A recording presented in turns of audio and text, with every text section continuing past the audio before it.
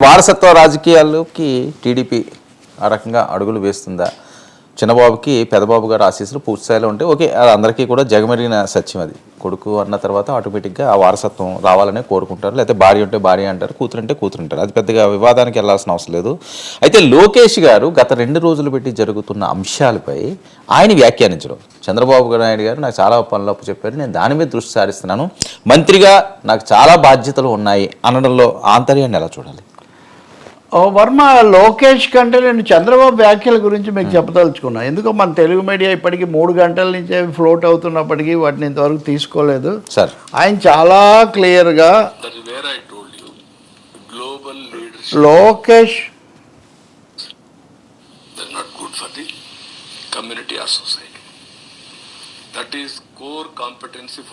Okay, ఇది interview. ఈ ఇంటర్వ్యూలో చంద్రబాబు నాయుడు కుండ బద్దలు కొట్టి చెప్పాడు, స్ట్రాంగ్ లీడర్ కావాలి, స్ట్రాంగ్ లీడర్ ఉంటే అడ్వాంటేజ్ ఉంటుంది. నేను రాజకీయాల్లోకి వచ్చినప్పుడు రాజకీయాలు నాకు వృత్తిగా ఉండకూడదు కానీ వ్యాపారాలు 2-3 వ్యాపారాలు చేశాను. లోకేష్ కావాలనుకుంటే వ్యాపారాలకు వెళ్ళి ఉండవచ్చు, వ్యాపారాలకు వెళ్లకుండా పార్టీలోకి వచ్చి సేవ చేయాలనే లైన్ తీసుకున్నాడు. స్ట్రాంగ్ లీడర్ ఉండటం అన్నది ఎప్పుడూ అడ్వాంటేజ్గా ఉంటుంది. మాది 45 సంవత్సరాల పార్టీ, మేము తెలుగు జాతికి సేవ చేయడానికి ఉన్నాము. అదే సమయంలో మేము జాతీయ కోణం కూడా ఉండటం మా ప్రత్యేకత, మా పార్టీ ప్రత్యేకత.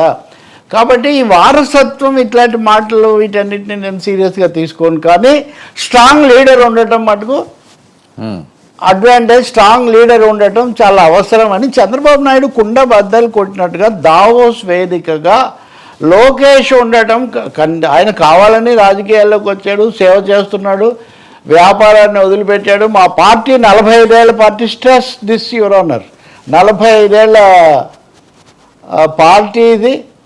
కాబట్టి వీటన్నిటి ద్వారా చాలా స్పష్టంగా ఆయన లోకేష్ నాయకత్వం తెలుగుదేశం పార్టీకి, తెలుగుదేశం అంటే ఇప్పుడు అధికారంలో ఉన్న పార్టీ కాబట్టి అధికార పార్టీకి అని ఆయన చాలా స్పష్టంగా చెప్పాడు. ఆ ఇంటర్వ్యూ చేసిన రాహుల్ కున్వాల్ కూడా ఈ కామెంట్ అవగానే ఓ ఇట్స్ ఇంట్రెస్టింగ్ అన్నాడు.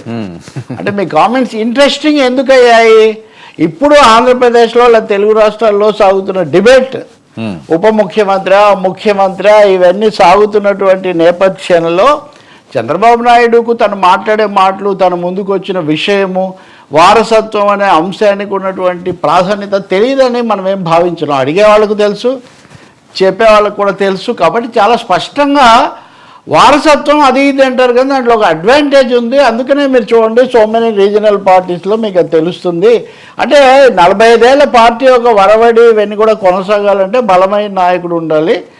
కావాలని వ్యాపారాన్ని వదిలి రాజకీయాల్లోకి వచ్చినటువంటి లోకేష్కు ఆ అడ్వాంటేజ్ ఉంటుంది. ఒక విధంగా లోకేష్ స్ట్రాంగ్ లీడర్ అని ఆయన చెప్పలేదు కానీ స్ట్రాంగ్ లీడర్ అవసరం కాబట్టి, స్ట్రాంగ్ లీడర్ ఉండాలంటే కంటిన్యూటీ ఉండాలి కాబట్టి కంటిన్యూటీ లోకేష్తో వస్తుంది అనేటటువంటి ఇండికేషన్ చాలా స్పష్టంగా చంద్రబాబు నాయుడు ఇచ్చాడు. ఇక్కడ మీరు నిన్న మనం మాట్లాడిన విషయానికి వస్తే, టీజీ భరత్ లోకేష్ ముఖ్యమంత్రి కావాలన్నప్పుడు ఆయన సీరియస్ అయ్యాడు అని చెప్పబడుతూ ఉంది. అయినట్టుగా మనకేం తెలియదు, ఎందుకు మన ముందే ఆయన మాట్లాడలేదు.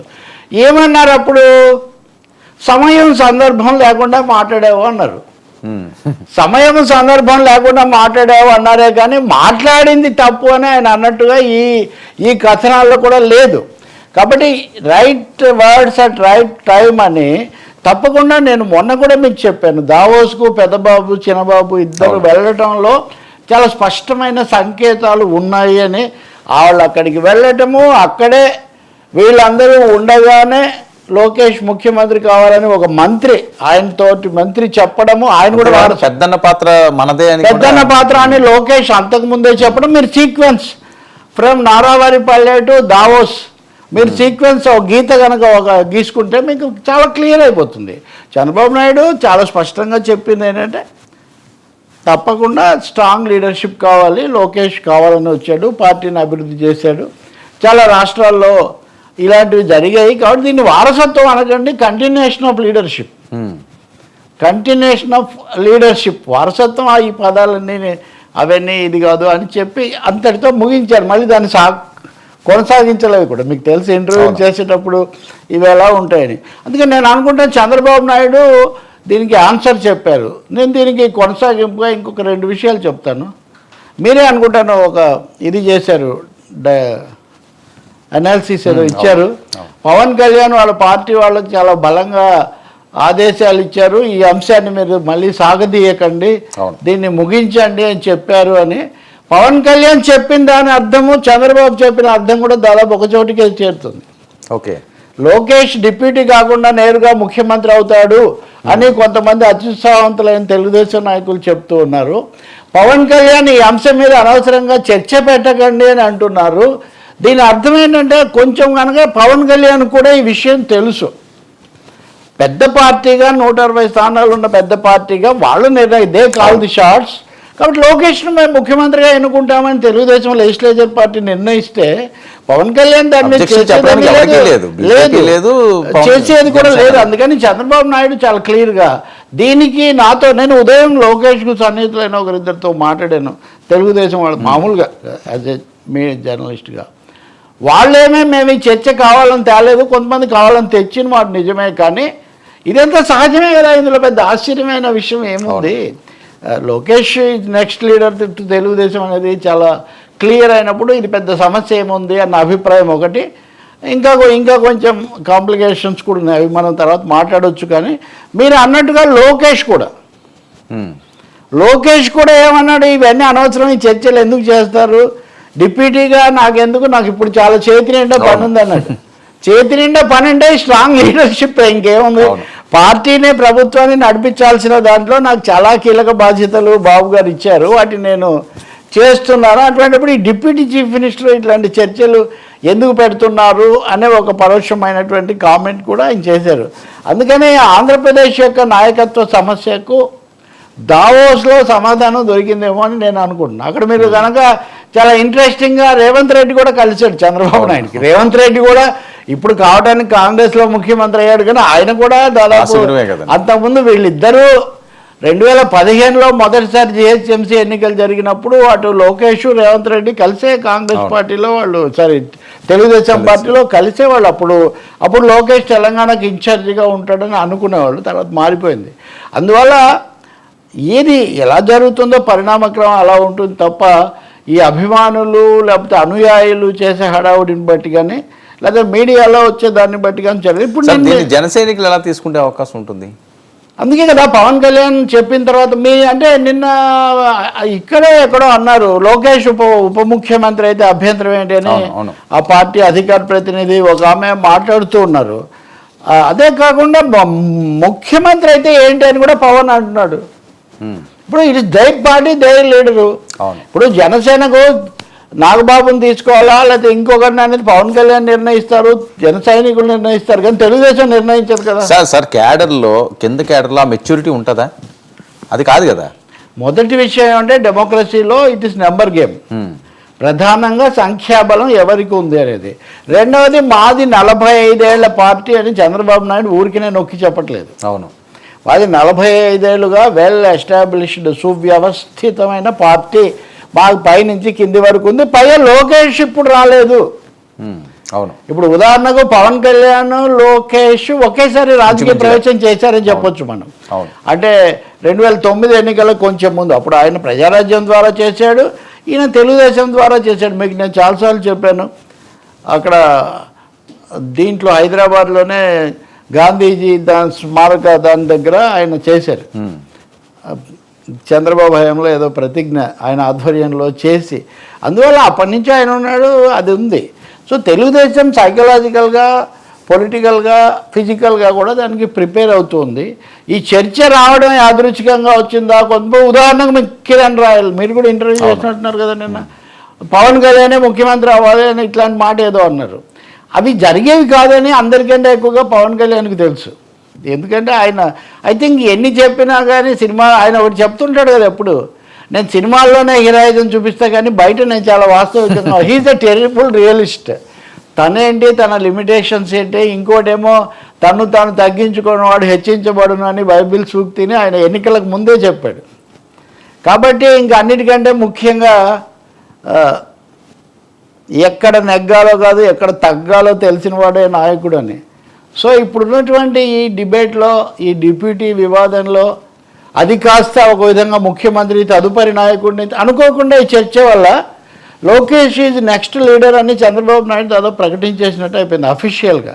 ఇప్పటివరకు మీరు చూడండి, లోకేష్ మాట్లాడినప్పుడు చాలా జాగ్రత్తగా ప్రియతమ ముఖ్యమంత్రి గారు, పార్టీ అధినేత గారు, చంద్రబాబు గారు అనే, కానీ ఎప్పుడు పొరపాటున కూడా కేటీఆర్ అన్నా ఎప్పుడైనా అంటారేమో, కానీ లోకేష్ ఎప్పుడు అనకుండా చాలా జాగ్రత్తగా ఉన్నారు. సో ఐ థింక్ దావోస్లో దీనికి ఆ వేదిక మీద పెట్టుబడులు ఏమొస్తాయో తెలియదు, కానీ ఒక భావి ముఖ్యమంత్రి మటుకు మళ్ళీ అక్కడి నుంచి వెళ్ళేటప్పుడు మామూలుగా వెళ్ళారు. చంద్రబాబు పట్టాభిషేకం దావోస్లో దాదాపు జరిగిపోయిందని మీరు భావించవచ్చు. దీని మీద జన సైనికుల నుంచి కొన్ని రకాలైన స్పందనలు, వ్యాఖ్యలు రావచ్చు. రెండవది, నేను నిన్న కూడా చెప్పా, వాళ్ళలో ఆగ్రహం, వీళ్ళలో ఆనందం అని.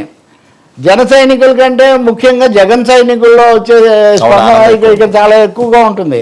వాళ్ళు దీని అంతా చూడండి, మిమ్మల్ని యూజ్ అండ్ త్రో అయిపోయింది, మిమ్మల్ని పక్కన పడేశారు, ఎన్నికల వరకే వాడుకున్నారు, ఇప్పటికే జరుగుతుంది ఆ విధమైన చర్చ. చాలా ఆశ్చర్యకరంగా దావోస్ ప్రకటన మీరు వెళ్ళి చెక్ చేయండి. అవతల వాళ్ళు కానీ ఇవతల వాళ్ళు కానీ ఇంతవరకు దాని ఏమి అంటే, మనకి ఎంతసేపు చాలాసార్లు రాజకీయాల్లో నాయకులు, మంత్రులు, ముఖ్యమంత్రులు, ప్రధానమంత్రులు తమ భావాలు ఏదో రూపంలో చెప్తూ ఉంటారు సార్. వాటిని ఒడిచిపట్టుకొని మనం నిజానికి అర్థం చెప్పుకుంటే చాలు. కానీ అది జరగట్లేదు ఇక్కడ. చంద్రబాబు నాయుడు చాలా క్లియర్. రాహుల్ కొన్వాల్ కూడా సీనియర్, చాలా మందిని చేసే వ్యక్తి అతను. ఈ ప్రశ్న కూడా అతను యాదృచ్ఛికంగా అడగలేదు. వారసత్వం అనే మాట కూడా పాడారు. వారసత్వం అంటే చంద్రబాబు వారసత్వం ఆటోమేటిక్గా లోకేష్కి వస్తుంది, కానీ పవన్ కళ్యాణ్కి ఎలా వస్తుంది? చిరంజీవి గారి వారసత్వం పవన్ కళ్యాణ్కి వస్తుంది, లేకపోతే రామ్ చరణ్కి వస్తుంది. అందువల్ల అంతే కదా. రామ్ చరణ్ ఇప్పుడు ఉదాహరణకు రామ్ చరణ్ మొదటిసారి ఆ సినిమాలో చిరుత విడుదలైనప్పుడు చిరంజీవి ఇచ్చిన ఇంటర్వ్యూలలో, నేను చాలా ఇదయ్యాను, యంగ్గానే వచ్చాను, కానీ మళ్ళీ మా అబ్బాయి వస్తుంటే నాకు చాలా ఉత్సాహంగా ఉంది. కళ్యాణ్ సినిమాల్లోకి వచ్చినప్పుడు కూడా నేను ఆనందించాను, అది కూడా. కానీ చరణ్ వస్తుంటే అది ఇంకొంచెం భిన్నంగా ఉంది అని ఒక మాట అనేవాడు ఆయన అప్పుడు. కాబట్టి తప్పకుండా చంద్రబాబు టైం వచ్చిందనే అనుకున్నాడు. ఒకటే, భరత్ కొంచెం ముందుగా చేశాడని, భరత్ కూడా తెలిసే, నేను అన్నాను కదా, తెలిసే ఆయన ఇదంతా స్క్రీన్ ప్లే పక్కా, ఇదంతా చంద్రబాబు గారి దీని ప్రకారమే, స్క్రీన్ ప్లే ప్రకారమే జరిగింది అనుకుంటున్నా. దాన్ని ముగించదలుచుకున్నాడు అనుకోండి చంద్రబాబు. ఉదాహరణకు ఈ జవాబు ఇంకో విధంగా ఇచ్చిండేవాడు, ఇప్పటికే మాకు చాలా వివాదాలు ఉన్నాయి బాయ్, ఎందుకు ఆ ప్రశ్నలు లేనిపోనివి, తర్వాత మాట్లాడదాం, నేను ఇప్పుడు పెట్టుబడుల గురించే మాట్లాడతానని దాన్ని కట్ చేయగలిగిన పాటి గ్రిప్ అవసరం లేదు. అందుకే నేను చెప్తుంది ఏంటంటే అవసరం లేదు, కానీ ఎక్కడంటే అక్కడ మాట్లాడకండి అన్నాడు ఆయన. మీరు శ్రీనివాసరెడ్డిని అనలేదు కదా. అది కూడా అండి, మొన్న చర్చ వచ్చినప్పుడు వాళ్ళు చాలా ఇది కొంచెం శృతి పెంచుతుందని చెప్పిన తర్వాతే మాల్యాద్రి ఆ క్లారిటీ ఇచ్చాడు మొన్న. నిన్న మీరు అనుకున్నాం, మనం అధికార అనధికార ఆలోచించాం కదా. కాబట్టి ఒక ఘట్టం ముగిసిందండి ఈ వివాదంలో. లోకేష్కు పూర్తిగా చంద్రబాబు నాయుడు మద్దతు ప్రకటించడం అధికారికంగా. స్ట్రాంగ్ లీడర్గా, నెక్స్ట్ లీడర్గా లోకేష్ ఉంటేనే తెలుగుదేశానికి మంచిది. తెలుగుదేశం నాయకుడు ఆటోమేటిక్గా ప్రభుత్వ నాయకుడు. ఈ ఘట్టం అయిపోయింది. ఇంకా పవన్ కళ్యాణ్ దీనికి, ఆయన కూడా చాలా తెలివైన, చురుకైన నాయకుడే. ఆయన దీనికి అనుగుణంగా ఎలా చెప్తారు. మరి ఇంకోటి కూడా గుర్తించండి వర్మ, తెలుగుదేశం జనసేన పొత్తు చంద్రబాబు కుదర్చలేదు, పవన్ కళ్యాణ్ లోకేషే కుదుర్చుకున్నారు. అప్పుడు ఆ బయట ఉంది లోకేషే, చంద్రబాబు జైల్లో ఉన్నారు. అందువల్ల ఇది వీళ్ళిద్దరి మధ్య మొదట అండర్స్టాండింగ్. వీళ్ళిద్దరిని కలిపిన వారు బిగ్ బ్రదర్ ఈజ్ వాచింగ్ అని. అందువల్ల ఇక్కడ ఏ మాత్రం తేడా లేదు. మనం తర్వాత చర్చలో కూడా ఈ ప్రస్తావన వస్తున్నప్పుడు ఇంకొక క్లారిటీ ఇస్తాను.